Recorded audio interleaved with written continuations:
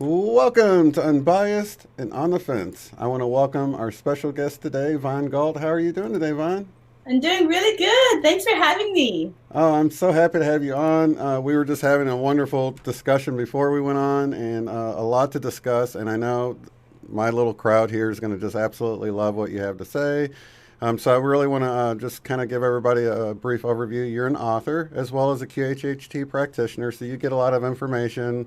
Like we love Dolores Cannon here on this channel, so a lot of the information that she's actually been bringing out for years. And then you've got a background in Buddhism, and you want to give us a little brief background, and then we'll get into some of all the wonderful things that's happening on the planet right now. Yeah, definitely.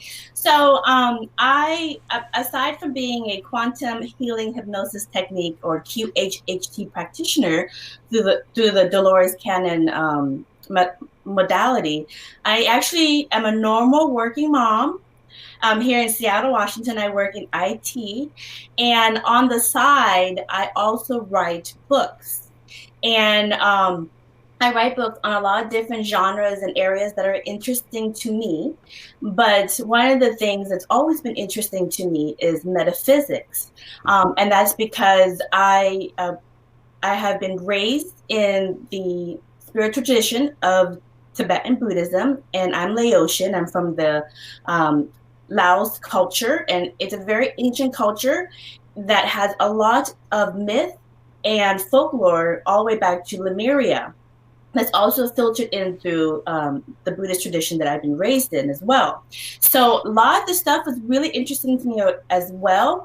And I like to get more of this information to write into books that I'm working on as well. So I eventually, through my Buddhist studies of over 40 years, I started to follow the academic work of many Buddhist monks, like the Dalai Lama and many other prominent figures, who were providing themselves as a resource to academia for mindfulness, for consciousness, for meditation research. And from doing that, it eventually led me to Dolores Cannon's metaphysical work, which I love because her modality allowed practitioners to see the different type of lives that souls choose to incarnate into.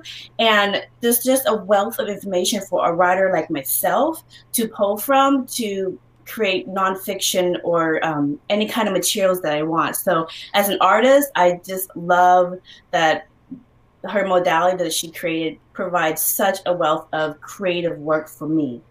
Absolutely. I think with my Christian upbringing, I think it's really neat to see how, you know, if you really look deeper into Yeshua or who people know as Jesus, you'll see that he traveled to the Far East. He did a lot of studies all over, learned a lot of modalities from all over the world, including Egypt and the Far East. And a lot of what we have division over nowadays is really, I think, just people kind of getting caught up on terms of their own religion and stuff. But they were all really teaching about this special time that we're in right now. Don't you believe that?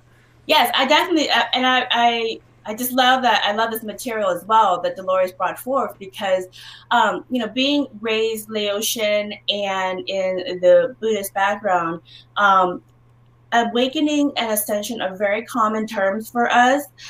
Crystalline or Christ consciousness is very common. Sacred geometry, you know, parallel realities, the Mandela effect. These are very common terms for us, and people are working on them every single day at their own level. But what Dolores did that was wonderful is that she tapped into these very ancient philosophies and topics and brought it to the West and brought it you know, to everybody else through QHHT.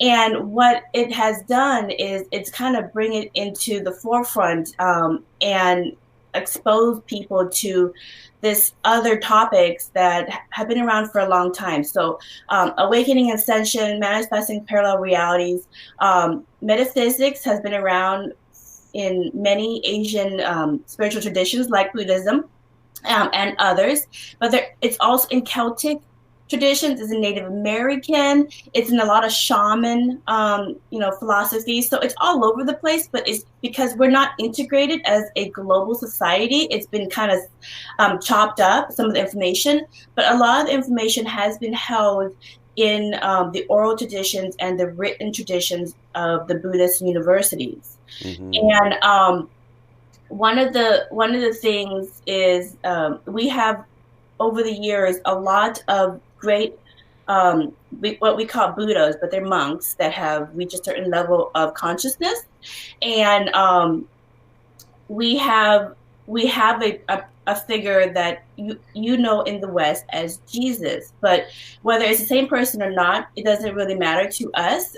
But it was a man from the West whose parents brought him for a free education about energy healing and consciousness and metaphysics at our universities, at the monasteries. Mm-hmm. And so he learned about these topics, and all the way, he lived in the area all the way until he was about 30. And then he moved on and went to live the rest of his life. And he did a lot of, traveling and speaking and helping people. But he's one of the Buddhists that graduated from a tradition, and one of many. And basically the term Christ consciousness is this, and I'm just going to simplify it. It's very easy to understand according to the Buddhist tradition. Okay. Mm-hmm. So in the Buddhist tradition, every single person is an energy, okay? And that energy has a certain frequency, okay? So your voice has a certain frequency, or what you would call a certain song unique to you. Now, they found this in somatic research, that if you play your voice into a sound plate, or what they call a tonoscope, it will show up as a 2D sacred geometry pattern. Now, if you put it into 3D, your voice turns into a platonic solid. I will show you what some of these platonic solids look like. Okay. Ah, very nice. Okay. So it's what we typically think of as our own unique Merkaba that we all have, right? Yes. So everybody's energy is an orb that has a very unique shape to it. Okay. And so that unique shape, when you have your awakening, which in Buddhism is very simple to understand, is someone that realizes that they live in a holographic reality that is responding to the commands of its user.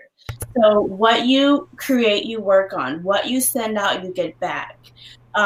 What you get back is a reflection of who you are. So it's just responding to the commands of its user. It's a computer.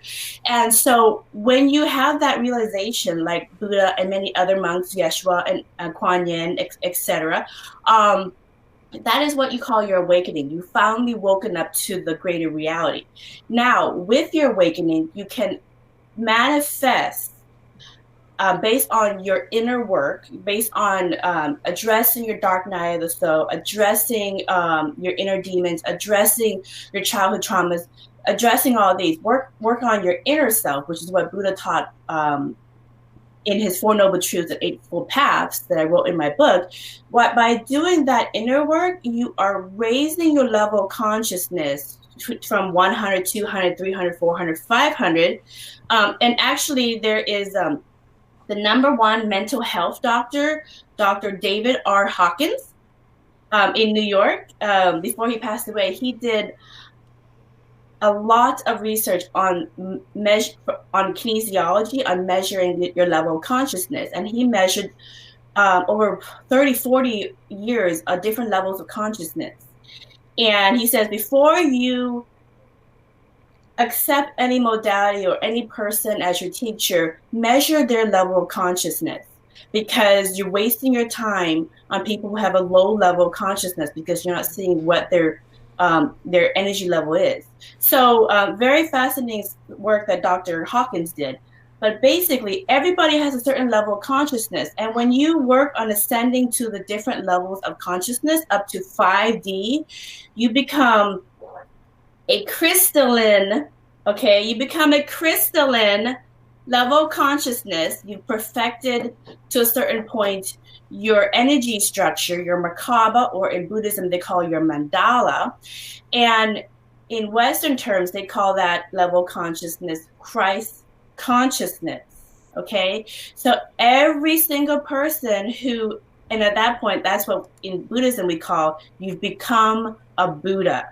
Okay, that's why there's all these mandalas of these different kinds of Buddhas, male, female, Kwan Yin, Yeshua, Buddha, it doesn't really matter. You become your own Buddha and you perfected your mandala. And at that point, everybody can perfect their Christ consciousness. So they can be Shane Christ, Vaughn Christ, Julie Christ. It doesn't really matter. It just means that you radiate at a 5D level of consciousness, okay? And the other thing, Buckminster Fuller also talked about this, about in his term buckyballs. Mm-hmm. So Buckminster Fuller, he's an architect who's passed a long time ago now. But you know his work, he created those dome buildings, okay? And he had his awakening in his 30s. That's the one that looks like the soccer ball pattern, right? Yes. Right, everybody recognizes buckyballs. Right. So he had his awakening in his 30s. He dealt with his inner demons. He dealt with his traumas, and he came onto the other side healthy, and he had his awakening. And he became obsessed with sacred geometry in Metatron's cube. And that's what inspired him to create his architecture of the Platonic solids of these, okay? Mm-hmm. The dome structures that we all love. And it's a very, very strong structure in nature because it is a 5D level of consciousness. Okay. And so and he's always been fascinated by metaphysics, but once he bridged that left brain and the right brain and brought it to the fold into his everyday lives, his career and his overall happiness about this experience of life on earth was much more welcoming to him. And that's what everybody needs to do, is they need to wake up to the greater reality. They need to work on their ascension and ascend to the different levels of consciousness, just like Dr. Hawkins described in his work with kinesiology. And then they need to start contributing their enlightened work that they brought forth from the spirit world. From the same thing that happens in every one of my sessions, I get the same message from all my sessions of QHHT. So I've put those messages into these sentences because it's always the same. So in short, this is the last message I want to leave your audience with that comes through from the Oversoul to all my clients. And I put it into this message. So the last message is that the Oversoul wants everyone to know is that you've always been enough. You've always been enough. And use the gifts and the resources all around you to create the life that you want to experience. A life full of joy and love. And the spirit world will nudge you through synchronicity. And you can do it. Okay? You can do it. So that's the message that the Oversoul wants everyone who wants to radiate at a higher frequency to keep in mind. That's beautiful. Thank you so much, Von Galt.